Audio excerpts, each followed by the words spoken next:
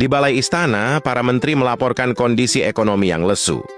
Banyak anak-anak di Baghdad yang terlihat lemas dan kurang gizi karena kelaparan, yang berdampak pada menurunnya semangat belajar mereka di sekolah-sekolah dasar.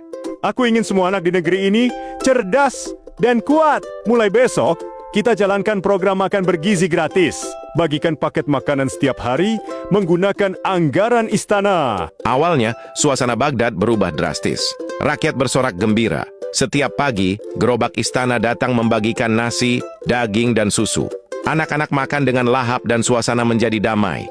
Namun, setelah beberapa bulan, kelancaran itu mulai goyah.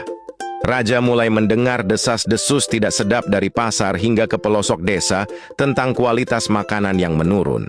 Seorang ibu datang ke istana sambil membawa makanan itu. Baginda, nasi yang sampai ke rumah kami sudah berbau dan sayurnya sudah layu. Anak hamba malah jadi sakit perut. Keluhnya dengan nada sedih. Di tempat lain, warga mengeluh karena jatah daging yang seharusnya besar kini hanya seukuran ibu jari. Rupanya, ada oknum petugas dapur istana yang diam-diam memotong porsi untuk dijual kembali. Menteri Keuangan melaporkan adanya selisih anggaran yang besar. Banyak oknum yang menggelembungkan harga bahan baku, sehingga kualitas makanan yang sampai ke rakyat menjadi sangat rendah. Abu Nawas, niatku mulia. Tapi kenapa hasilnya kacau begini? Apakah aku harus menghentikan program ini dan membiarkan rakyatku lapar kembali? Baginda, memberi makanan jadi itu seperti memberi ikan yang sudah matang. Masalahnya, perjalanan dari dapur istana ke mulut rakyat itu jauh. Banyak kucing yang suka mencuri di tengah jalan.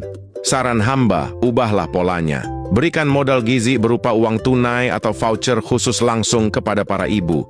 Biarkan para ibu yang memasak sendiri di rumah mereka masing-masing. Seorang ibu lebih tahu apa yang disukai anaknya. Ada anak yang suka ikan, ada yang alergi telur. Jika ibu yang memasak, cinta dan kebersihan akan terjamin dan tidak akan ada makanan yang basi di perjalanan. Abu Nawas juga mengusulkan sistem pengawasan yang ketat.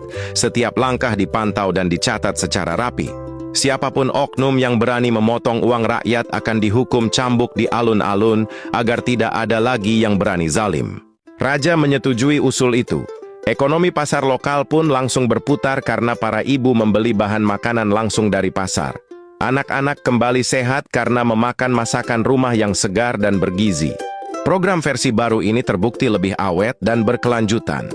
Baghdad menjadi negeri yang kuat karena rakyatnya berdaya, ibu-ibunya cerdas mengelola keuangan, dan anak-anaknya tumbuh cerdas tanpa ada anggaran yang bocor. Abu Nawas berpesan, niat baik saja tidak cukup tanpa sistem yang tepat.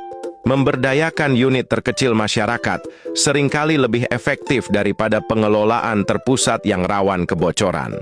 Kepercayaan yang diberikan kepada rakyat dengan pengawasan yang tegas adalah kunci kemakmuran yang abadi.